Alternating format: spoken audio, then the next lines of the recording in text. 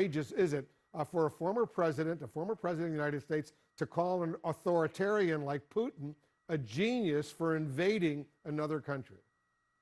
I mean, Wolf, how do you say there is no bottom in Russian? I mean, that is where we are right now with Donald Trump. And none of this should be surprising. I mean, if you look at how Trump has treated Putin, fawned over Putin, kowtowed to Putin over the last 5 years, I mean, this is perfectly in character. You'll recall back in 2016 when he invited the Russians to find Hillary Clinton's emails. His own family met with the Russians at Trump Tower. Of course, there was the Helsinki moment where Trump said he trusted Putin more than the U.S. intelligence community.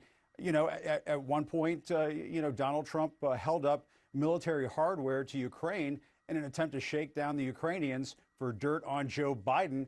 That was how he got impeached the first time around. And so this is completely in character. I asked a Trump advisor about what Trump has been saying about Putin over the last couple of days earlier today. And this Trump advisor said, well, it was sloppy the way that Donald Trump went about doing this. He meant to say that Biden got outplayed by Vladimir Putin. But this advisor went on to say, there's no doubt about it. This is humiliating. It's humiliating to see an ex-president praising Vladimir Putin in this fashion. Yeah, at a sensitive moment like this, especially. And It's not just Trump, as you know. Other Republican politicians and conservatives on right-wing media, they're fawning over Putin as well. Does that make any sense to you at all? Wolf, it's baffling. I mean, imagine if Ronald Reagan had to deal with this when he was staring down the Soviet Union back in the 1980s during the Cold War. You and I both know there was nothing like a Fox News back then with Tucker Carlson, as Brian Todd was just showing in his piece, essentially echoing Kremlin talking points, saying, well, why do I hate Vladimir Putin? Telling his audience of millions of people, that they shouldn't hate Vladimir Putin either.